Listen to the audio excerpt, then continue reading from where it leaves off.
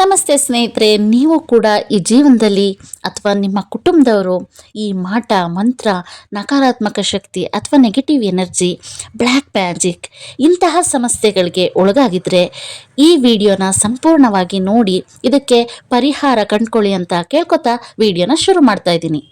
ಇದು ಮಹಾಪ್ರತ್ಯಂಗಿರಾ ದೇವಿಯ ಹೋಮದ ವಿಡಿಯೋ. ಅದರ ಜೊತೆಗೆ ಆ ತಾಯಿ ಹೇಗೆ ಉದ್ಭವ ಆದಲು, ಹೇಗೆ ಆ ಹೋಮವನ್ನು ನಡೆಸ್ತಾರೆ, ಪ್ರತಿಯೊಂದರ ಪರಿಪೂರ್ಣವಾದ ವಿಷಯವನ್ನು ನಾನಿಲ್ಲಿ ತಂದಿದ್ದೀನಿ. ದಯವಿಟ್ಟು ವಿಡಿಯೋನ ಕೊನೆವರೆಗೂ ನೋಡಿ. ಹೋಮವನ್ನು ಯಾವ ಯಾವ ದಿನಗಳಲ್ಲಿ ಆಚರಣೆ ಮಾಡ್ತಾರೆ ಇದರ ಸಂಪೂರ್ಣ ಮಾಹಿತಿ ಕೂಡ ಇದೆ. ಅದನ್ನು ನೀವು ಸಂಪೂರ್ಣವಾಗಿ ನೋಡಿದ್ರೆ ಮಾತ್ರ ಅರ್ಥ ಆಗುತ್ತೆ. ಸೊ ವಿಡಿಯೋನ ಕೊನೆವರೆಗೂ ನೋಡಿ, ಎಲ್ಲೂ ಕೂಡ ಸ್ಕಿಪ್ ಮಾಡಬೇಡಿ. ಸ್ಕಿಪ್ ಮಾಡಿದ್ರೆ ವಿಡಿಯೋ ಏನು ಅರ್ಥ ಆಗೋದಿಲ್ಲ. ಹಾಗಾದರೆ ಬನ್ನಿ ಫ್ರೆಂಡ್ಸ್, ವಿಡಿಯೋನ ಶುರು ಮಾಡೋಣ. ಸರ್ವಂ ಮಂಗಳಮಯಂ ಜಗತ್, ಸರ್ವಂ ಕ್ಷೇಮಮಯಂ ಜಗತ್, ಸರ್ವಂ ಮಾತೃವಾತ್ಸಲ್ಯಮಯಂ ಜಗತ್. ಶಕ್ತಿ ಓಂ, ಶಕ್ತಿ ಓಂ, ಶಕ್ತಿ ಓಂ. ಲಿಖಿತ ರಾಮಹಳ್ಳಿ. ಹುಣ್ಣಿಮೆ ತಿಥಿ. ಪ್ರಶ್ನೆ 3. ಧರ್ಮಕ್ಕೆ ಸಂಬಂಧಪಟ್ಟ ಸಂದೇಹ ಏನಾಗಿದ್ದರೆ ಹೇಳಿ. ಮನೆ ಫೋಟೋಗಳಿರುತ್ತಲ್ಲ, ಇವಾಗ ಒಂದು ಸ್ವಲ್ಪ ಏನಾದರೂ ಅದು ಒಂಚೂರು ಹಾಳಾಗಿದ್ರೆ ಅದನ್ನು ಬದಲಾಯಿಸ್ತೀವಲ್ಲ, ಅದ್ರ ಹಿಂದೆಗಡೆ ಇಡ್ಬೋದಾ? ಅದು ಹಳೆ ಫೋಟೋ ಕ್ಲೀನ್ ಮಾಡ್ಬೇಕಲ್ಲ. ಇದು ಅಭಿಮಾನ. ಈ ಭಾವನೆ ಬರೋದು ಎಲ್ಲಿಗೂ ಬರೋದು. ಸಹಜೋಡಿತು ಅಂದರೆ ಯಾವುದರ ಅಷ್ಟೊತ್ತಕ್ಕೆ ಮರದ ಕೆಳಗೆ ಇಡಿ ಅಂತ ಉಪದೇಶಗಳಾಗಿದೆ. ಅದು ತುಂಬ ತಪ್ಪು. ಏಕೆಂದರೆ ಆ ಮರದ ಕೆಳಗೆ ಮೂತ್ರ ವಿಸರ್ಜನೆ, ಮನೆ ಕಸಗಳು ತಂದು ಅಲ್ಲೇ ಹಾಕೋದು, ಅಥವಾ ಇನ್ನೇನೇನೋ ಏನೇನೋ ನಡೀತದೆ. ನಾವು ಅಷ್ಟು ದಿನಗಳ ಕಾಲ ಪೂಜೆ ಮಾಡಿದ ಒಂದು ಅದು ಬರೀ ಪೇಪರೇ ಬೇರೆಯವ್ರಿಗೆ. ನಮ್ಗದು ಆತ್ಮಶಕ್ತಿ. ನಮ್ಮ ಮೈಂಡ್ ಕಾನ್ಸಂಟ್ರೇಟ್ ಮಾಡಲಿಕ್ಕೆ ನಮ್ಗೊಂದು ರೂಪ ಬೇಕು. ಎಷ್ಟೋ ಸಲ ಫೋಟೋಗಳ ಮುಂದೆ ನಿಂತ್ಕೊಂಡು ಹತ್ತಿದ್ದೀವಲ್ವಾ, ಯಾಕೆ ಹೀಗೆ ಮಾಡ್ತೀಯ, ನಾನೇನು ಮಾಡಿದ್ದೀನಿ ಅಂತದ್ದು ನೋಡಿ ಕೇರ್ ತಗೋ. ನಿನ್ನೆ ನಂಬಿದ್ದೀನಿ, ಯಾರಿಲ್ಲ ನನಗೆ ಇದು ಹತ್ತಿಲ್ಲ. ಸೇರಿಸುವಾದ ಶಕ್ತಿ ಇರ್ತಕ್ಕಂಥ ಯೂನಿವರ್ಸಲ್ ಪವರ್ ಅಂತ ನಾವು ಭಾವಿಸ್ತೀವಿ. ಅದನ್ನು ಮೂತ್ರ ವಿಸರ್ಜನೆ ಜಾಗದಲ್ಲಿ ಇಡಬಹುದಾ, ಮರದ ಕೆಳಗೆ ಇಡಬಹುದಾ, ಇಟ್ಟರೆ ಅಲ್ಲಿ ನಮ್ಮ ಕರ್ತವ್ಯ ಮುಗೀತು ಅಂತ. ಈ ಹಳೆಯ ಚಿತ್ರವನ್ನೇ ಹೊಸ ಚಿತ್ರದ ಹಿಂಭಾಗದಲ್ಲಿ ಇಡೋದು ಅಭಿಮಾನ. ಕೊಟ್ಟು ಕೈ ತೊಳ್ಕೊ ಅನ್ನೋ ಭಾವನೆ, ಅಭಿಮಾನ. ಅಯ್ಯೋ, ಇಷ್ಟು ವರ್ಷ ನಾನು ಪೂಜೆ ಮಾಡಿದ್ದೆ, ನಾನು ಮೊದಲನೇ ಸಂಪ್ರದಾಯ ತೆಗೆದು ಭಾವಿಸುತ್ತೆ, ನಮ್ಮ ತಾಯಿ ಕೊಟ್ಟದ್ದು, ನಮ್ಮ ತಂದೆ ಕೊಟ್ಟದ್ದು ಅನ್ನೋಂಥ ಅಭಿಮಾನ ಇರುತ್ತೆ ಅದನ್ನೇ. ಅದು ಹರಿದೋಗಿದ್ರು ಕೂಡ ಮಡಚಿ ಹಿಂದೆ ಇಟ್ಕೊಟ್ಟು ಶ್ರೇಷ್ಠ. ಏನು ದೋಷ? ಎರಡನೇ ಪ್ರಶ್ನೆ. ಇದೊಂದು ಧರ್ಮ ಸಂದೇಹನೇ.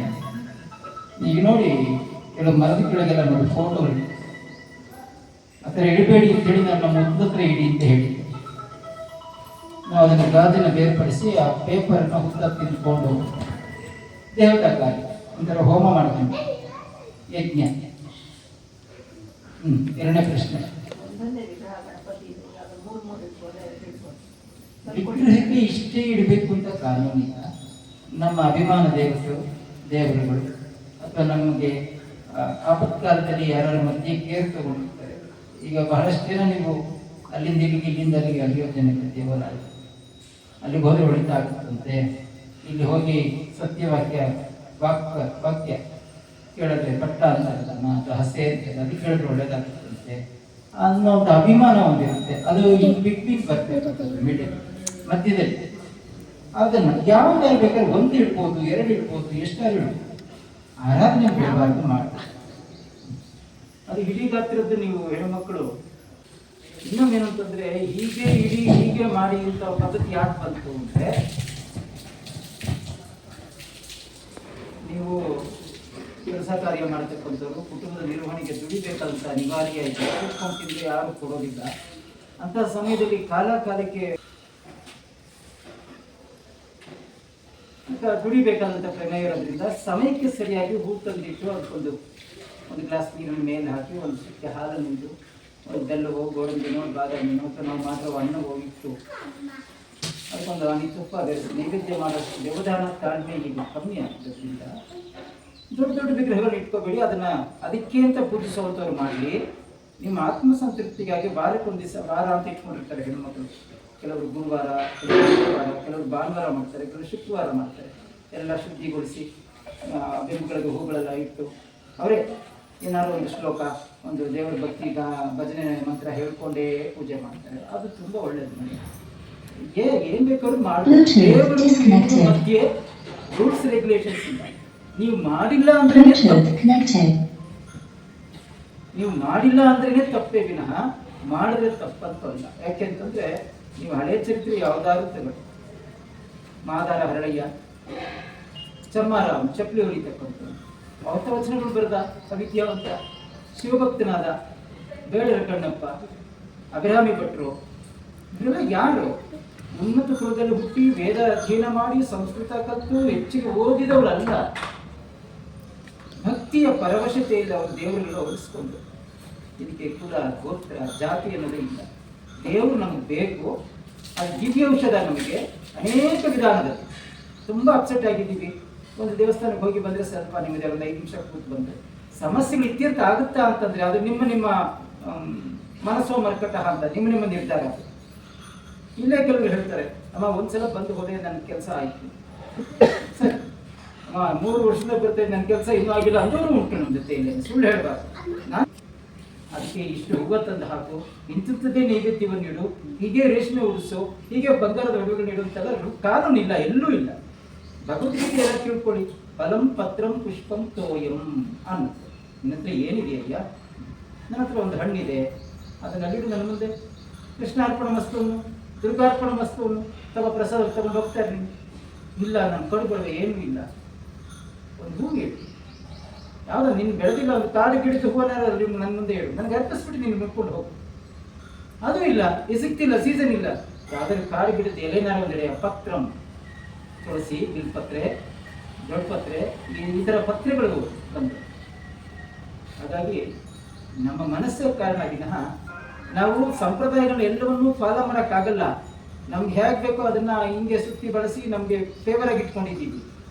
ಹೇಗೆ ನಮಗೆ ಸುರಭಿಯ ಮಗಳು ಕಾಮಧೇನು, ಕಾಮಧೇನುವಿನ ಮಗಳು ನಂದಿನಿ ಅಂತ ಹಸುಗಳನ್ನ ವಿಂಗಡಿಸಿ, ನಂದಿನಿ ಭೂಲೋಕದಲ್ಲಿದೆ, ಕಾಮಧೇನು ಇಂದ್ರಲೋಕದಲ್ಲಿದೆ, ಸುರಭಿ ದೇವತಾ ಲೋಕದಲ್ಲಿದೆ, ದೇವಿ ಭಾಗವತದಲ್ಲಿ ಅಂತ.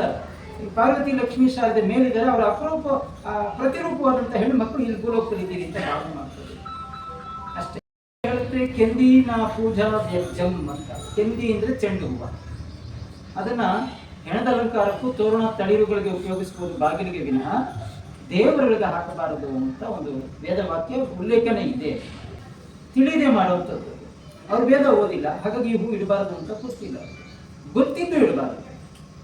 ಚೆಂಡು ಹೂವನ್ನ ಬರೀ ತೋರಣ, ಬಾಗಿಲಿಗೆ, ಹೆಣದ ಶೃಂಗಾರಕ್ಕೆ ಹೆಚ್ಚಿಗೆ ಬಳಸ್ತಾರೆ. ಮಂತ್ರಪತ್ರ ಏನಾದ್ರು ಮಾಡಿದ್ರೆ ಅದಕ್ಕೆಲ್ಲ ಹೆಚ್ಚಿಗೆ ಬಳಸ್ತಾರೆ. ಕೆಂದಿ ಅಂತ ಬಳಸ್ತಾರೆ ವೇದಗಳಲ್ಲಿ, ಸಂಸ್ಕೃತ ಭಾಷೆಯಲ್ಲಿ ಕೆಂದಿ ಅಂತ ಅಷ್ಟೇ. ಚೆಂಡು ಹೂವು ತುಂಬ ಮಾರ್ಕೆಟ್ಗೂ ಬರುತ್ತೆ. ಅದರಲ್ಲಿ ಈಗ ಇನ್ನೊಂದು ಚೆಂಡು ಹೂವು ಬಂದಿದೆ, ಚಿಂತಾಮಣಿ ಅಂತೇಳಿ ಅಯ್ಯಪ್ಪ ಸ್ವಾಮಿ ಸೀಸನ್ಗೆ ಅದು ಬರುತ್ತೆ. ಅದರ ಮೆರೂನ್ ಕಲರಲ್ಲಿ ಚಿಕ್ಕದಿರುತ್ತೆ, ಹಾರ ಮಾಡಿಸಿ ಅಯ್ಯಪ್ಪ ಸ್ವಾಮಿಗೆ ಹಾಕ್ತಾರೆ.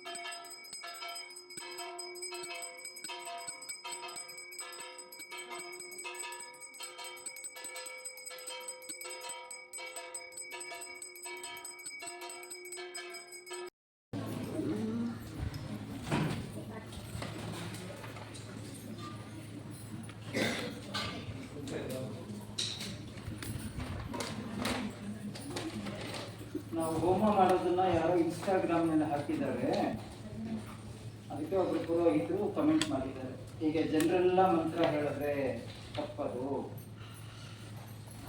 ಯಾರು ಹೋಮ ಮಾಡ್ತಿದ್ದಾರೆ ಕರ್ತರು ಮತ್ತು ಅವ್ರ ಪರಿವಾರದವ್ರು ಮಾತ್ರವೇ ಮಂತ್ರ ಹೇಳಬೇಕು ಅಂತ. ವಾಸ್ತವಾಂಶವಾಗಿ ಶಾಕ್ಯ ಸಂಪ್ರದಾಯದಲ್ಲಿ ನಿಮ್ಮ ಹಸುವಿಗೆ ನೀವು ಊಟ ಮಾಡೋದು, ನಿಮ್ಮ ರೋಗಕ್ಕೆ ನೀವು ಔಷಧಿ ತಗೊಳ್ಳೋದು, ನಿಮ್ಮ ಕಷ್ಟವನ್ನು ನೀವು ಅನುಭವಿಸೋದು ಹೇಗೋ ಇರುತ್ತೆ.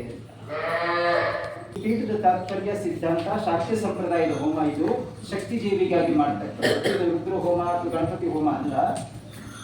ಎಲ್ಲರೂ ಹಿಂದೂಗಳಲ್ಲಿನ 1008 ಒಳಪಂಗಡ ಜಾತಿಗಳು, ಕುಲ ಗೋತ್ರಗಳು ಏನವೇ ಅವರೆಲ್ಲರೂ ಪಾರಾಯಣ ಮಾಡೋದಕ್ಕೆ ಅಧಿಕಾರ ಇದೆ.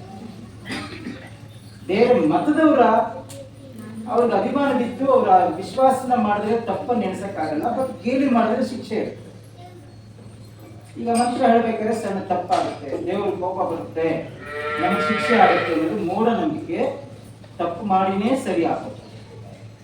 ಅಂಬೆಗಾಲ ಎದ್ದು ಬಿದ್ದು ಮಂಡಿ ಚಿಕ್ಕ ಗಾಯ ಮಾಡಿಕೊಂಡು ತರಚು ಗಾಯ ಮಾಡಿಕೊಂಡೆ ನಡಿಲಿಕ್ಕೆ ಕಲಿಯೋದು ನಾವು ಚಿಕ್ಕ ಬಾಲ್ಯದಿಂದ.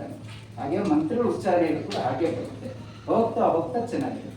ಎಂತೆಂಥ ಕೆಟ್ಟ ಮಾತುಗಳು ಮಾತಾಡ್ತೀವಿ, ಯಾರ್ಯಾರ ಮನೆ ಹಾಳು ಮಾಡಿದ್ದಕ್ಕೆಲ್ಲ ಚಾಡಿಗಳು ಹೇಳ್ತೀವಿ, ಯಾರೋ ಒಳ್ಳೆಯವ್ರ ಬಗ್ಗೆ ಕೆಟ್ಟದಾಗಿ ಕತೆ ಬಿಂಬಿಸಿ ಪ್ರಚಾರ ಮಾಡಿರ್ತೀವಿ. ಅಂತಹ ಬಾಯಲ್ಲಿ ದೇವರ ಮಂತ್ರ ಹೇಳೋದ್ರಿಂದ ಅನಿಷ್ಟಗಳು ದೂರ ಆಗ್ತವೆ, ಆ ಬುದ್ಧಿ ಹೋಗುತ್ತೆ ವಿನಃ ಕೇಳ್ಕೊಂತ ಆಗೋದಿಲ್ಲ. ಎಲ್ಲರೂ ಹೇಳ್ಬೇಕು ಮಂತ್ರಗಳನ್ನು. ಕಾಡು ನಿಮ್ಗೆ ಅದಕ್ಕೆ ಕೊಟ್ಟಿರೋದು. ಓದಕ್ಕೆ ಬರೋದಿಲ್ಲ ಅನ್ನೋದು ಏನು ಮಾಡೋಕ್ಕಾಗಲ್ಲ. ಓಂ ನಮೋ ಮಹಾಪ್ರತ್ಯಂಗರ್ಗಿ ನಮಃ ಅಂತ ಮನಸ್ಸಿನಲ್ಲಿ ಹೇಳ್ಕೊಂಡು ಇದು ಓದಿರೋರು ಕಮ್ಮಿನೇ. ಯಾರೋ ಬೆರಳಿಕೆಯಷ್ಟು ಜನ ಮಾತ್ರ ಓದಿಲ್ಲ ಅನ್ಬಹುದೇನೋ. ಓಂ ಶ್ವೇ ಶೋಭನ ಮುಹೂರ್ತೆಯಾದ್ಯ ಬ್ರಹ್ಮಣತ್ತಿ ಪ್ರಾರ್ಧೆ ಶ್ವೇತವರಾಹ ಕಲ್ಪೆ ವೈವಸ್ವತ ಮನ್ವಂತರೆ ಕಲಿಯುಗೆ ಪ್ರಥಮ ಪಾದೆ ಜಂಬೂದ್ವೀಪೆ ಭಾರತವರ್ಷೆ ಭರತಖಂಡೇ ದಂಡಕಾರಣ್ಯೇ ಕಾವೇರಿ ದಕ್ಷಿಣ ತೀರೆ ಚಾರುವಾಹನಸಕೆ ಶ್ರೀ ದುರ್ಗಾವತಾರೆ ಶ್ರೀರಂಗ ಕ್ಷೇತ್ರೆ ಅಸ್ಮಿನ್ ವರ್ತಮಾನ ವ್ಯವಹಾರಿಕ ಚಾಂದ್ರಮಾನೇನ ಪ್ರಭವಾದಿ ಷಷ್ಠಿ ಸಂವತ್ಸರಾಣ ಮಧ್ಯೆ ಶ್ರೀ ಪರಾಭವನಾಮ ಸಂವತ್ಸರೆ ಉತ್ತರಾಯಣ ಪುಣ್ಯಕಾಲೆ ಶುಭ ಮಾಸೆ ಶುಭ ತಿಥೌ ಶುಭ ದಿನೌ ಶುಭ ನಕ್ಷತ್ರ ಶುಭ ಯೋಗ ಶುಭ ಕರ್ಣ ಏವಂ ಗುಣ ವಿಶೇಷಣ ವಿಶಿಷ್ಟಾಯಾಂ ಮಮೋಪಾರ್ಥ ಸಮಸ್ತ ದುರಿತ ಕ್ಷಯ ದ್ವಾರ ಶ್ರೀ ಮಹಾಪ್ರತ್ಯಂಗಿರಿ ದೇವತಾ ಪ್ರೀತ್ಯರ್ಥಂ ಅಸ್ಯಾಂ ಯಜಮಾನಸ್ಯಾಂ ಸ್ವಗೋತ್ರೋ ಭಗವತ್ಸ್ಯಾಂ. ನಿಮ್ಮ ಗೋತ್ರವನ್ನು ಮನಸ್ಸನ್ನು ನೆನೆಸ್ಕೊಳ್ಳಿ. ಗೋತ್ರ ಗೊತ್ತಿಲ್ದಿರೋರು ಆಂಜನೇಯ ಸ್ವಾಮಿ, ರಾಮ, ನಾರಾಯಣ ಇದ್ರೆ ವಿಷ್ಣು ಗೋತ್ರ ಅಂತನು, ನಂಜುಂಡೇಶ್ವರ, ಕಾಳಹಸ್ತೀಶ್ವರ, ಅವರು ಶಿವ ಇದ್ರೆ ಶಿವಗೋತ್ರ ಅಂತನು. ಕೆಲವರಿಗೆ ಮರಗಳು ಕೂಡ ಗೋತ್ರ ಇರುತ್ತೆ, ಹೂವು ಗೋತ್ರ ಇರುತ್ತೆ, ಹೇಳ್ಕೊಳ್ಳಿ. ಋಷಿ ಮುನಿಗಳು ಗೋತ್ರ ಇರ್ತಾರೆ. ಯಾವತ್ತ ಫ್ರೀ ಇದ್ದಾಗ ಬಂದು ಕೇಳಿ, ಗೋತ್ರ ಗೊತ್ತಿದ್ರೆ ಅದು ನೋಡಿ ಒಂದು ಸ್ವಲ್ಪ ಅನಾಲಿಸಿಸ್ ಮಾಡಿ ಹೇಳೋಣ. ಸ್ವನಾಮಧೇಯಸ್ಯಾಂ, ನಿಮ್ಮ ಹೆಸರನ್ನು ಹೇಳ್ಕೊಳ್ಳಿ ಮನಸ್ಸಲ್ಲಿ. ಸ್ವನಕ್ಷತ್ರ ಜಾತಸ್ಯಾಂ, ನಿಮ್ಮ ನಕ್ಷತ್ರವನ್ನು ಹೇಳ್ಕೊಳ್ಳಿ. ಸ್ವರಾಶಿ ಜಾತಸ್ಯಾಂ, ನಿಮ್ಮ ಹೆಸರು ನಕ್ಷತ್ರಕ್ಕೆ ಯಾವ ರಾಶಿ ಬರುತ್ತೆ ಅದನ್ನು ಹೇಳ್ಕೊಳ್ಳಿ.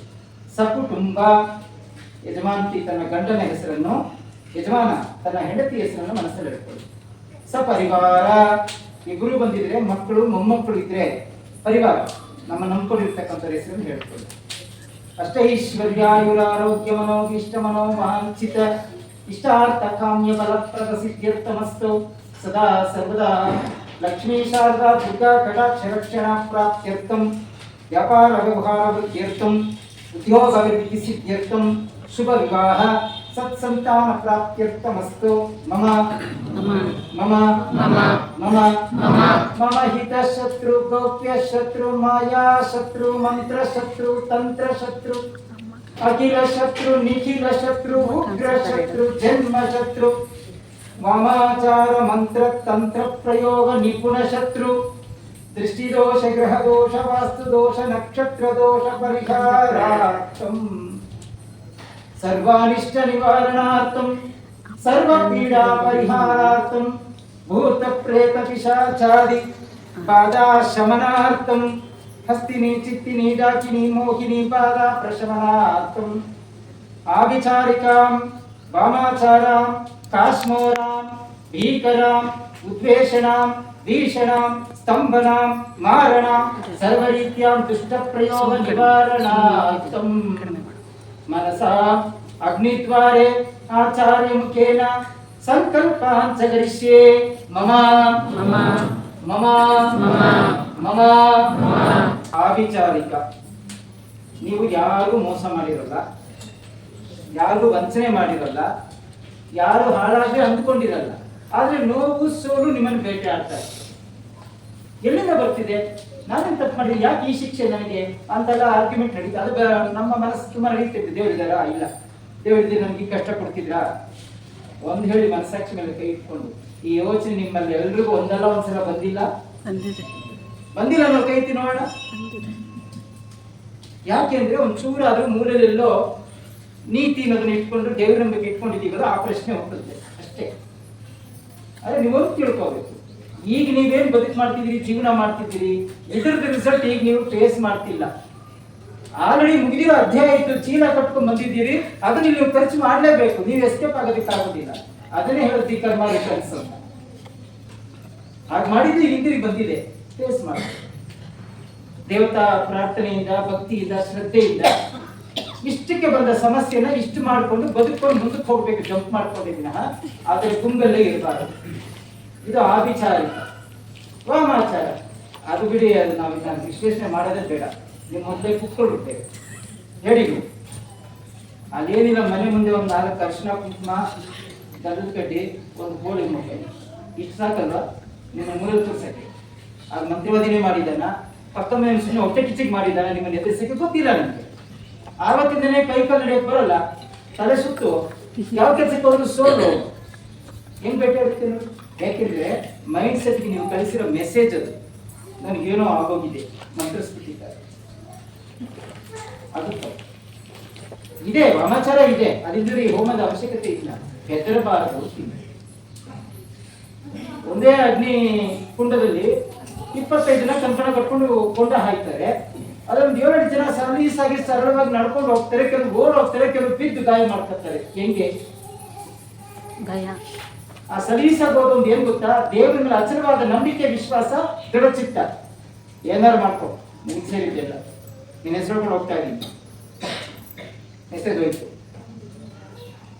ಪಾದಕ್ಕೆ ಬೆಂಕಿಯ ಸೊಗಡು ಸಿಗ್ಲಿಲ್ಲ. ಗೋವಿಂದ ಗೋವಿಂದ ಗೋವಿಂದ ಗೋವಿಂದ. ನನ್ನಂತವರೆಲ್ಲ ಡಬಲ್ ಗೇಮ್ ಮಾಡೋರು, ನಮ್ಮನ್ನೇ ಹೇಳ್ಕೊಳ್ಳೋಣಪ್ಪ, ನಿಮ್ಮನ್ನ ಹೇಳ್ತೀನಿ ಅಂತ. ನಾವು ಆಷಾಢ ಬತ್ತಿಗಳು ಹೀಗೆ ಬಳ್ಕೊಂಡು, ಹಂಗೆ ಬಳ್ಕೊಂಡು, ಬಟ್ಟೆ ಹಾಕೊಂಡು ದೇವರು ನೀವು ನೋಡಿ ಅಮ್ಮ ತುಂಬಾ ಒಳ್ಳೆಯವರು ಅನ್ಕೋಬೇಕು. ಆದ್ರೆ ಅದು ಸುಳ್ಳು ಇರ್ತದೆ. ನಾವು ಅಗ್ನಿಕುಂಡದಲ್ಲಿ ಹೋಗ್ತೀವಿ, ಒಬ್ಬರೇ ಬಂದ್ಬಿಡ್ತದೆ ಕಾಲೆಲ್ಲ. ಒಂದೇ ಅಗ್ನಿಕುಂಡ. ಅವಾಗ ಹೋದಾಗ ಶಾಂತ ಮಾಡಿ ನೀರು ಸುರಿದಿರ್ಲಿಲ್ಲ, ನಾನು ಹೋದಾಗ ಉಳಿಸಲಿಲ್ಲ ಹೆಚ್ಚಿಗೆ, ಒಂದೇ. ಯಾಕೆ ಅಂದ್ರೆ ನಮ್ಮ ವೀಕ್ ಮೈಂಡ್ ನಮ್ಮನ್ನ ಬಲಿ ಮಾಡಿ ಈ 3 ದಾರಿಯಲ್ಲಿ ಮಂತ್ರಿ ಸಾಕೋದು, ಮಕ್ಕಳು ಇಷ್ಟು ತೆಗೆದಾಕಿದ್ರು ನಮ್ಗೆ ಮಾಟ ಮಂತ್ರಿ ಸತ್ಯಕ್ಕೀಗ ಆಗಿದೆ.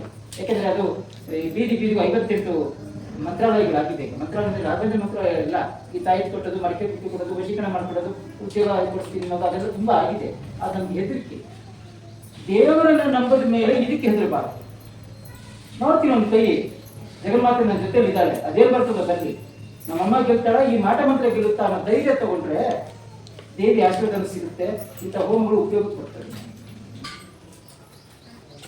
ಓಂ ಸರ್ವೇಶ್ವರಿ ಸರ್ವಭಯಂಕರಿ ಶಾಸ್ತ್ರಪ್ರದಾಯಿನಿ ಮಂತ್ರತಂತ್ರ ದೋಷ ಉಚ್ಚಾಟನ. ಓಂ ಫಟ್ ಸ್ವಾಹ. ಓಂ ಫಟ್ ಸ್ವಾಹ. ಓಂ ಸರ್ವೇಶ್ವರಿ ಸರ್ವಭಯಂಕರಿ ಶಾಸ್ತ್ರಪ್ರದಾಯಿನಿ ಮಂತ್ರತಂತ್ರ ದೋಷ ಉಚ್ಚಾಟನ.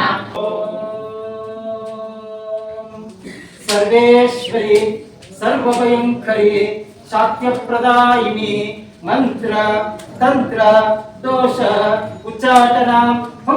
ಸ್ವಾಹ. ಸರ್ವೇಶ್ವರಿ ಇದನ್ನಮಮ. ಸರ್ವೇಶ್ವರಿ ಸ್ವಾಹ.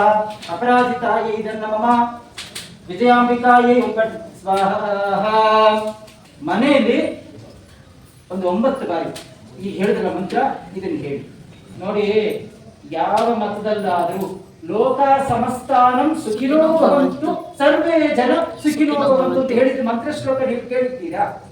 ಸಾಧಾರಣ ನರಲೋಕದಲ್ಲಿರ್ತಕ್ಕಂಥ ನರಮನುಷ್ಯದ ತಾಯಿಯ ಮಗು ಮೇಲೆ ಅಷ್ಟು ಮಮತೆ, ಕಾರುಣ್ಯ, ವಾತ್ಸಲ್ಯ ಎಲ್ಲ ಇರಬೇಕಾದ್ರೆ ಇಡೀ ಜಗತ್ತನ್ನ ನೋಡಿ ನೋಡಿ ನೀನು ಒಳ್ಳೆ ಡಾನ್ಸರ್, ನೀನು ಒಳ್ಳೆ ಟೀಚರ್ ಆಗ್ಬೇಕು, ನೀನು ಒಳ್ಳೆ ವಿದ್ವತ್ ಬರ್ಬೇಕು, ನೀನು ಪೊಲೀಸ್ ಆಫೀಸರ್ ಆಗ್ಬೇಕು ಅಂತ ನೋಡಿ ನೋಡಿ ಸೃಷ್ಟಿ ಮಾಡಿದಾಳಲ್ಲ. ನೀನು ಒಳ್ಳೆ ಕುಟುಂಬ ನಿರ್ವಾಹಕಿ ಆಗ್ಬೇಕು ಅಂತ ಕೂಡ ಸೃಷ್ಟಿ ಮಾಡಿದಾಳಲ್ವಾ. ಅವಳು ನಮ್ಮ ಮೇಲೆ ಮಮತೆ ಅಂತ ಮಾಡಿದಾಳ? ಮಾಡಿರ್ತಾಳ? ಖಂಡಿತವಾಗ್ಲೂ ಇಲ್ಲ. ತುಂಬಾ ಕೇರ್ ಆಗಿನೇ ಒಂದೊಂದು ಟ್ಯಾಲೆಂಟ್ ಇಟ್ಟು ನಮ್ಮನ್ನ ಸೃಷ್ಟಿ ಮಾಡ್ತಾರೆ. ಅವಳಿಗೆ ನಮ್ಮ ಮೇಲೆ ಕೋಪನೇ ಇರಲ್ಲ. ಇದೆಲ್ಲ ಅಂತೀವ ಈ ಅಮ್ಮ ಅಮ್ಮ ಅಮ್ಮ ಅನ್ನೋದು ನೀವು ಇಲ್ಲಿ ನಮ್ಮನ್ನ ಹೆತ್ತು ಇಲ್ಲಿ ಸಾಕಿದ ತಾಯಿನ ಅನ್ಕೊಂಡಿದ್ದೀರೇನು? ಚಾಂಟಿಂಗ್ ಮಕ್ಕಳಿಗೆ ಗೋವಿಂದ, ನಾರಾಯಣ, ಮಹಾಲಕ್ಷ್ಮಿ, ಸರಸ್ವತಿ, ದುರ್ಗಾ ಅಂತ ಹೆಸರಿಟ್ಟು ಅದನ್ನು ಕೂಗ್ತಾ ಕೂಗ್ತಾ ಕೂಗ್ತಾ ಜಪ ಮಾಡ್ದಂಗೆ 108 ಜಪ ಹೇಳ್ಬೇಕು ಅಂತಲ್ಲ, ಆ ತರ ಪುಣ್ಯ ಸೇರ್ತಿತ್ತು. ಆಂಗೀರಸ ಗೋತ್ರೋದ್ಭವೇ ಅಂಗಿ ಭೃಂಗಿ ಮುನಿ ಪೂಜಿತೆ ಕರಾಳವದನೆ ಸಿಂಹಮುಖಿ ಸಿಂಹ ನಖ ಧರೀತಿ ಕಾತ್ಯಾಯಿನಿ ಕರುಣಾಮಯಿ ಶ್ರೀಕೃಷ್ಣ ಸಹೋದರಿ ಶ್ರೀ ಮಹಾಪ್ರತ್ಯಂಗಿರಿ ದೇವತಾಭ್ಯೋ ನಮಃ. ಅಗ್ನಿದ್ವಾರೆ ಆವಾಹಯಾಮಿ ಪೀಠಾಧಾರಯಾಮಿ ಸ್ಥಾಪಯಾಮಿ ನಮಸ್ಕರೋಮಿ. ಎಲ್ಲರೂ ಹೇಳಿ ಓಂ ನಮೋ ಮಹಾಪ್ರತ್ಯಂಗರ್ಯೈ ನಮಃ. ಓಂ ನಮೋ ಮಹಾಪ್ರತ್ಯಂಗಿರೇ ನಮಃ. ಮನಸ್ಸಿಗೆ ಅನೀಸಿ ಆಯ್ತು, ಭೂತ ಪ್ರೇತಗಳು ಸತ್ತೋದು ಅಥವಾ ಇನ್ನೇನೋ ಮಡಿಕೆ ಹೊಡೆದು ಕೊಟ್ಟಿಗೆ ಹೊಡೆಯೋದು ಇಂಥ ಬೇರೆ ಕನಸಲ್ಲಿ ಬಂತು ಅಂದ್ರೆ ಗಾಯತ್ರಿಗಳು ಬೇಡ. ಈ ಮಂತ್ರಗಳು 9 ಬಾರಿ ಕೂತಲ್ಲೇ ಹೇಳಿ, ಆ ಪೆಟ್ಟು ಮೇಲೇನೆ ನೋಡಿ ನಿವಾರಣೆ ಆಗ್ಬಿಡುತ್ತೆ ದೋಷ. ಓಂ ನಮೋ ಮಹಾಪ್ರತ್ಯಂಗರ್ಯೈ ನಮಃ. ಪ್ರಯತ್ನ ಪಡಿ. ಆಕೆ ಹೇಳ್ತಾಳೆ ಉಗ್ರತ ವ್ಯಾಖ್ಯಾನದಲ್ಲಿ, ಅಹಂ ಸಿಂಹಗರ್ಜನಸ್ಯಾಂ ಅಹಂ ಮಾತೃಕಾ ವತ್ಸಲ್ಯೆ ಮಮಂ ಧೃತಿಧಾತ್ರಿನಾಂ ವಾಸಿನಾರ್ಥಂ ನರಮಾನುಷ ಮಾನುಷ್ಯ ರಕ್ಷಣಾರ್ಥಂ ಅವಿರ್ಭವಾಂ ಅಂತಾಳೆ ನಾರಾಯಣ. ನಾನು ಹುಟ್ಟಿದ್ದು ಈ ವೇಷ ಹಾಕೊಂಡಿದ್ದು ನನ್ನನ್ನೇ ನಂಬಿ ಅಮ್ಮ ಎಂದು ಕರೀತಕ್ಕಂಥ ಭೂಲೋಕ ಧಾತ್ರಿ ವಾಸಿನ, ಭೂಲೋಕದಲ್ಲಿರ್ತಕ್ಕಂಥ ಯಾರು ಅಂದ್ರೆ ಯಕ್ಷ ಕಿನ್ನರ ಗಂಧರ್ವ ಕಿಂಪುರುಷರಿಗಲ್ಲ, ನರ ಮನುಷ್ಯ ಮಾನುಷಿಗಳನ್ನ ಕಾಪಾಡಿಕೊಳ್ಳೋದಕ್ಕಾಗಿ ನಾನು ಬಂದಿದ್ದೀನಿ ಅಂತಾಳೆ ನಾರಾಯಣ. ನರಸಿಂಹ ಅವತಾರವನ್ನ ಮುಗಿಸ್ಬೇಕಾದ ಅಧ್ಯಾಯದಲ್ಲಿ ಕ್ರೋಧಾದೇವಿಯನ್ನ ತನ್ನೊಳಗೆ ಸೇರಿಸ್ಕೊತಾನೆ ನಾರಾಯಣ. ನಾರಾಯಣ ಪರಾಧೀನ ಭಕ್ತ ವತ್ಸಲ. ಅವನೆಷ್ಟೇ ಕೋಪದಲ್ಲಿದ್ರು ಗೋವಿಂದ ನನ್ನ ಕಾಪಾಡೋದು ಏನೋ ತಿಳಿದೇ ಮಾಡ್ತಾರೆ, ಕಾಲಿಗೆ ಬಿದ್ದು ಬಿಟ್ರೆ ಕ್ಷಮೆ ಕೊಡ್ಲೇಬೇಕು ಅವನು. ಭಕ್ತ ವತ್ಸಲ ಅಂತ ಹೆಸರು ಅವನಿಗೆ, ಹೌದಾ? ಇನ್ನು ನರಸಿಂಹ ಅವತಾರದಲ್ಲಿ ಹಿರಣ್ಯಾಕ್ಷನಿಗೆ ಹಿರಣ್ಯಕಶಿಪಿಗೆ ಕ್ಷಮೆ ಕೊಟ್ರೆ ಧರ್ಮ ಉಳಿಯುತ್ತಾ? ಅದಕ್ಕೇನ್ ಮಾಡ್ದ? ನರಸಿಂಹ ಅವತಾರ ಮಾಡೋದಕ್ಕೆ ಮೊದಲೇ ಕ್ರೋಧಾದೇವಿಯನ್ನ ಪ್ರಾರ್ಥನೆ ಮಾಡ್ದ. ಪಾರ್ವತಿಯ ಅಂಶ ಅವರು.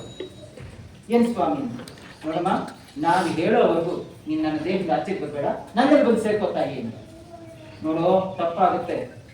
ಯಾರನ್ನ ಕರೆದ್ರೆ ನಾನು ಆಚೆಗೆ ಹೋಗೋದು ಇಲ್ಲ, ನಾನು ಕರಿತೀನಿ ಸೇರ್ಕೊಂಡು. ಉಗ್ರ ಕೋಪ ಬಂತು, ಬಲ ಬಂತು. ನರಸಿಂಹನ್ನ ಆ ಪದ್ಧತಿಗಳ ಪ್ರಕಾರವಾಗಿ ಆಯುಧಗಳಿಂದ ಉಗ್ರಗಳಿಂದ ಮನೆ ಒಳಗಲ್ಲದೆ ಆಚೆ ಅಲ್ಲದೆ ಹೊಸದಲ್ಲಿ ಆಕಾಶನೂ ಅಲ್ಲ ಮಧ್ಯವೂ ಅಲ್ಲ ಭೂಮಿನೂ ಅಲ್ಲ, ಹೀಗೆ ಮಡ್ಲ ಮೇಲೆ ಇಟ್ಕೊಂಡು ಏನೋ ಪದ್ಧತಿಗಳಿತ್ತು, ಉಳಿಸೋದೆಲ್ಲ ಮಾಡಿ ಸಂಹಾರ ಮಾಡ್ಬಿಟ್ಟ. ಕೋಪದಲ್ಲಿ ಇದ್ದಾನೆ. ಕ್ರೋಧಾದೇವಿನ ಆಚೆಗೆ ಕರೆಯೋದು ಯಾರೀಗ? ಕೋಪದಲ್ಲಿದ್ದವನು ಕರೀತಾನ? ಅದಕ್ಕೆ ಕೆಲವು ಹೇಳೋದು, ಕೋಪದ ಕೈಗೆ ಬುದ್ಧಿಯನ್ನು ಕೊಡಬೇಡ, ದುಡುಕುತನ ಆಗುತ್ತೆ ಅಂತ. ಹಂಗ ಆಗೋಗಿ ಆಗ ಉದ್ಭವ ಆದದ್ದು ಮಹಾಶಿವ ಶರವೇಶ್ವರ ಅನ್ನೋ ಹೆಸರಲ್ಲಿ ತನ್ನ ಬೃಹತ್ ರೇಖೆಗಳಿಂದ ನರಸಿಂಹನಿಗೆ ಗಾಳಿ ಬೀಸಿ ಆ ಉಗ್ರತೆಯನ್ನು ಕಮ್ಮಿ ಮಾಡಕ್ಕೆ ಪ್ರಯತ್ನಿಸ್ತಾನೆ. ಯುದ್ಧ ಅವನ ಮೇಲೂ ಹೆಸರು ಹೋಗ್ತಾನೆ, ಶಿವನನ್ನು ಕೂಡ ನರಸಿಂಹ. ಪಾರ್ವತಿಯಮ್ಮ ನೋಡ್ತಾ ಇದ್ರು, ಸರಿ ಬರಲ್ಲ ಯಾಕೋ, ನಾವೇ ಅಖಾಡಕ್ಕೆ ಇಳಿಬೇಕು ಅಂತ ಹೇಳಿ ಶಿವನಿ ಪ್ರತ್ಯಂಗಿರಿ ಅಂತ 2 ಅಂಶಗಳಿಂದ ಆ ರೆಕ್ಕೆಗಳಿಗೆ ಬಲ ತುಂಬಿ ಕ್ರೋಧಾದೇವಿನ ಆಚೆ ಕರ್ಕೊಂಡು ತನ್ನಲ್ಲೂ ಸೇರಿಸ್ಕೊಂಡು. ಆಗ ನಾರಾಯಣ ಕೇಳ್ತಾನೆ, ಹಿಂಗಾಗೋಯ್ತಲ್ಲ, ನಿನ್ನ ಇದು ಬೇಕು ನನಗೆ, ನನ್ನ ಮಕ್ಕಳನ್ನು ಕಾಪಾಡೋದಕ್ಕೆ. ನಾನು ಶಾಂತವಾಗಿ ಹೀಗೆ ಕೈ ಇಟ್ಕೊಂಡು ಕೂತ್ರೆ ನನ್ನ ಮಕ್ಕಳನ್ನು ಕಾಪಾಡೋದಿಲ್ಲ, ನಾನು ಹಿಂಗೆ ಬೇಕು ಅಂತ ಹೇಳಿ ಆ ಉಗ್ರ ವಸನದಲ್ಲೇ ಕೋಪಿಷ್ಠರಾಗಿ ಆಕೆ ಹಸಿಯಿಂದ ಈಕೆಗೆ ನಾರಾಯಣನಿಂದ ಆಶೀರ್ವಾದವಿದೆ, ಶಿವನಿಂದ ಆಶೀರ್ವಾದವಿದೆ, ಈಕೆಗೆ ಗೋತ್ರವಿದೆ, ಅಂಗಿರಿಸ ಗೋತ್ರ. ಈಕೆಯ ಋಷಿಮುನಿಗಳು ಪೂಜೆ ಮಾಡಿದ್ದಾರೆ. ಹಳೆಯ ವೇದಗಳ ಕಾಲದಲ್ಲಿ ಈಕೆ ಹೆಸರು ನಿಕುಂಬಳ. ಈಕೆಯ ಮೊದಲನೇ ಆರಾಧಕ ಶಿವ, 2ನೇ ಆರಾಧಕ ರಾವಣ. ಶ್ರೀಲಂಕ ರಾವಣ ನಿಕುಂಬಳ ಯಾಗವನ್ನು ಮಾಡ್ತಾನೆ ರಾವಣ ಯುದ್ಧ ಗೆಲ್ಲೋದಿಕ್ಕಾಗಿ. ಅದು ಮಾಡಿಬಿಟ್ಟಿದ್ರೆ ರಾಮ ಸೋತ ಅನ್ನೋದೇ ವೃತ್ತ ಅಂತ. ಅದನ್ನ ಆಂಜನೇಯ ಸ್ವಾಮಿಯ ಒಂದು ತಾಂತ್ರಿಕ ಪ್ರಯತ್ನದಿಂದ ಆ ಹೋಮದಲ್ಲಿ ಆ ಪೂಜೆಗೆ ಬಂಗಾರ ತಂದು ಪ್ರತ್ಯಂಗಿರಿಯ ಕೋಪಕ್ಕೆ ರಾವಣ ಗುರಿಯಾಗಿ ನಿಮ್ಗೆ ಮರಣ ಅಂತ ಹೇಳಿ ಶಾಪಿಸಿದ್ರೆ ರಾಮನ ಕೈಯಲ್ಲಿ ಹಸನ ಹಾಕ್ತಾನೆ. ಅರ್ಥ ಆಯ್ತಾ? ನಿಕುಂಬಳ ಯಜ್ಞ ಅಂತ ಇದೆ. ಕೈ ಎತ್ತಿ ಎಡಗೈನ ಮೇಲೆ ಬಲಗೈ ಹಾಕಿ 2 ಕಿರುಬೆರಳನ್ನು ಸೇರಿಸ್ಕೊಳ್ಳಿ, ಲಾಕ್ ಮಾಡಿ ಚೈನ್ ಸರಪಳಿ ತರ ಉಳಿದ 8 ಬೆರಳಿದೆ, ಅದನ್ನ ಪಂಚ ತರ ಭಾಗಿಸಿ ಮಟ್ಟಲ್ಲಿ ಇಟ್ಕೊಳ್ಳಿ. ಓಂ ಕೃಷ್ಣವರ್ಣೆ ಬೃಹದ್ರೂಪಿ ಬೃಹತ್ಕಂಠಿ ಮಹಾತ್ಮಯಿ ದೇವಿ ದೇವಿ ಮಹಾದೇವಿ ಮಮ ಶತ್ರು ವಿನಾಶಾಯ. ಓಂ ಕೃಷ್ಣವರ್ಣಿ ಬೃಹದ್ರೂಪಿ ಬೃಹತ್ಕಂಠಿ ಮಹಾತ್ಮಯಿ ದೇವಿ ದೇವಿ ಮಹಾದೇವಿ ಮಮ ಶತ್ರು ವಿನಾಶಾಯ. ಕೃಷ್ಣವರ್ಣಿ ನಮಃ. ಓಂ ನಮಃ ವೃಷಭವರ್ಣಿ ಸಹಸ್ರಸಿಂಹಿಣಿ ಸಹಸ್ರವದನಿ ಕಾಳರಾತ್ರಿ ಪ್ರತ್ಯಂಗಿರೆ ವರದಂತಸ್ವಾದಿನಿ ಸರ್ವಭೂತದಮನಿ ಸರ್ವದೇಹಾಂತವಂತ ಸರ್ವವಿದ್ಯಾ ಚಿಂತಿ ಚಿಂತಿ ಶೋಭಯ ಶೋಭಯ ಪರತಂತ್ರಾಣಿ ಸ್ಫೋಟಯ ಸ್ಫೋಟಯ ಸರ್ವಶ್ರುತಯ ತ್ರೋಟಯ ತ್ರೋಟಯ ಜಗತ್ಸಂಹಾರಾದಿ ಕರಾಳವದನಿ ಪ್ರತ್ಯಂಗಿರೆ ನಮಃ. ಶ್ರೀ ಪ್ರತ್ಯಂಗಿರೆ ಓಂ ಫಟ್ ಸ್ವಾಹ ಶ್ರೀ ಶ್ರೀ ರುದ್ರಿ ಪ್ರತ್ಯಂಗರ್ಯ ನಮಃ. ಕ್ಷಿಪ್ರ ಪ್ರತ್ಯಂಗರ್ಯ ಓಂ ಫಟ್ ಸ್ವಾಹ. ಭವ್ಯ ಪ್ರತ್ಯಂಗರ್ಯ ನಮಃ. ಯೋಗ ಪ್ರತ್ಯಂಗರ್ಯ ಓಂ ಫಟ್ ಸ್ವಾಹ. ಪಗಳಮುಖಿಯೇ ನಮಃ. ಓಂ ಪಗಳಮುಖಿಯೇ ನಮಃ. ಅಕರ ಕಕರ ಕರಾಳ ವಿರಾಳ ಧಾತಯ ಧಾತಯ ಮಮ ಶತ್ರು ನಾಶಯ ನಾಶಯ. ಹ್ರೀಂ ಫಟ್ ಓಂ ಫಟ್ ಪಗಳಮುಖಿಯೇ ಸ್ವಾಹ. ಓಂ ಪಗಳಮುಖಿಯೇ ನಮಃ. ಅಕರ ಕಕರ ಕರಾಳ ವಿರಾಳ ಧಾತಯ ಧಾತಯ ಮಮ ಶತ್ರು ನಾಶಯ ನಾಶಯ. ಹ್ರೀಂ ಫಟ್ ಓಂ ಫಟ್ ಪಗಳಮುಖಿಯೇ ಸ್ವಾಹ. ಓಂ ಪಗಳಮುಖಿಯೇ ನಮಃ.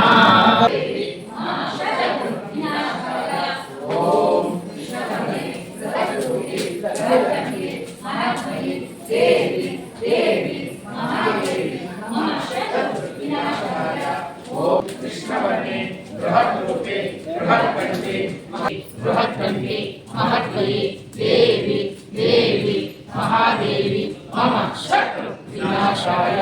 ಸರ್ವಾಂತರಿವಾರಾರ್ಥಂ ಸರ್ವಪೀಡಾ ಪರಿಹಾರಾರ್ಥಂ ಭೂತಪ್ರೇತ ಪಿಶಾಚಾರಿ ಬಾಧಾಶಮನಾರ್ಥಂ ವಾಮಾಚಾರಂ ಮಾಂತ್ರಿಕ ದೋಷ ದುಷ್ಟದೋಷ ಪರಿಹಾರಾರ್ಥಂ ಆಚಾರ್ಯಂ ತೇನ ಅಭಿಸ್ಸಾಂ ಧಾರಯಾಮಿ.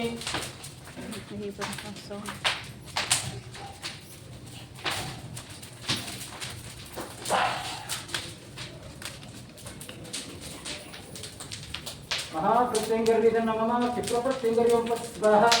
योग प्रत्यंगर्विदं नमः. भव्य प्रत्यंगर्यं पट स्वाहा. काल प्रत्यंगर्विदं नमः. अथर्व प्रत्यंगर्यं पट स्वाहा.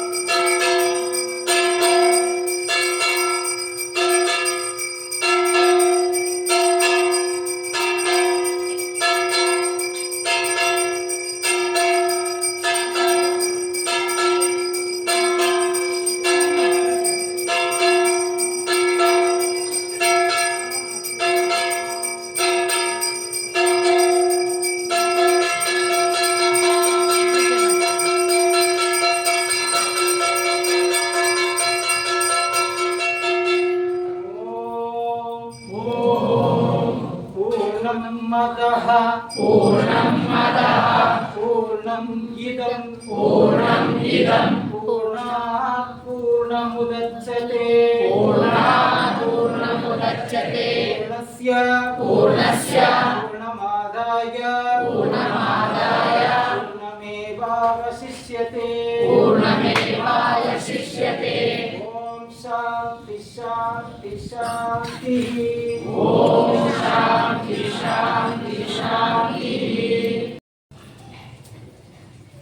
जन दृष्टि जनार्दन दृष्टि नर दृष्टि नारायण दृष्टि भूत दृष्टि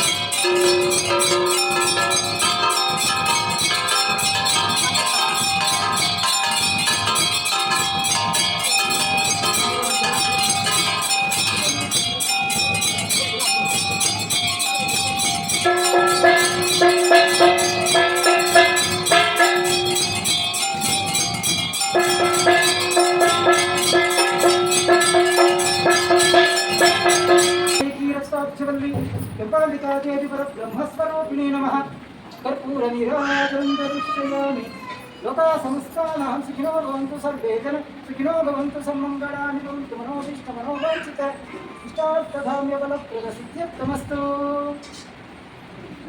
गङ्गादेवी श्रीपदर्शनं कोटि पापविनाशनम् अकाल ಹೋಮ ಮತ್ತು ಪೂಜೆ ಎರಡನ್ನೂ ನೋಡಿದ್ರಿ ಅಲ್ವಾ? ನೋಡಿ, ಇಲ್ಲಿ ಕೊಟ್ಟಿರುವಂಥ ದಿನಾಂಕಗಳಲ್ಲಿ ನಿಮಗೆ ಪ್ರತಿ ಹುಣ್ಣಿಮೆ ಮತ್ತು ಅಮಾಸೆಗಳಲ್ಲಿ ಪೂಜೆ ನಡೆಯುತ್ತೆ, ಹೋಮ ನಡೆಯುತ್ತೆ. ಜೊತೆಗೆ ನಿಮಗೆ ಪ್ರತಿ ತಿಂಗಳ 2ನೇ ಭಾನುವಾರ ವಿದ್ಯಾ ಹೋಮ ಕೂಡ ನಡೆಯುತ್ತೆ. ವಿದ್ಯಾರ್ಥಿಗಳು ಏನಾದರೂ ಓದಿನಲ್ಲಿ ಹಿಂದುಳಿದಿದ್ರೆ ಈ ಹೋಮದಲ್ಲಿ ಪಾಲ್ಗೊಟ್ಟು ಒಂದೊಳ್ಳೆ ಪೂಜೆ ಮಾಡಿಸಿದ್ರೆ ಒಳ್ಳೇದಾಗುತ್ತೆ ಅಂತ ನಂಬಿಕೆ ಇದೆ. ಮತ್ತು ಜೂನ್ 14ರಂದು ಮಧ್ಯಾಹ್ನ 2:00 ಬಗಳಮುಖಿ ದೇವಿಯ ಹೋಮ ನಡೆಯುತ್ತೆ. ಈ ಹೋಮ ಏನಕ್ಕೆ ಅಂದರೆ ನಿಮ್ಮ ಯಾವುದೇ ವ್ಯವಹಾರಗಳಿರ್ಬೋದು ಅಥವಾ ನಿಮ್ಮ ಯಾವುದೇ ಯಶಸ್ಸಿಗೋಸ್ಕರ ಈ ಹೋಮದಲ್ಲಿ ಪಾಲ್ಗೊಳ್ಬಹುದು. ಸೊ ವಿಡಿಯೋ ಇಷ್ಟ ಆಗಿದ್ರೆ ವಿಡಿಯೋನ ಲೈಕ್ ಮಾಡಿ, ಶೇರ್ ಮಾಡಿ, ಕಮೆಂಟ್ ಮಾಡಿ. ಮತ್ತೆ ಸಿಗೋಣ. ನಮಸ್ತೆ ಎಲ್ಲರಿಗೂ. ಶುಭ ದಿನ.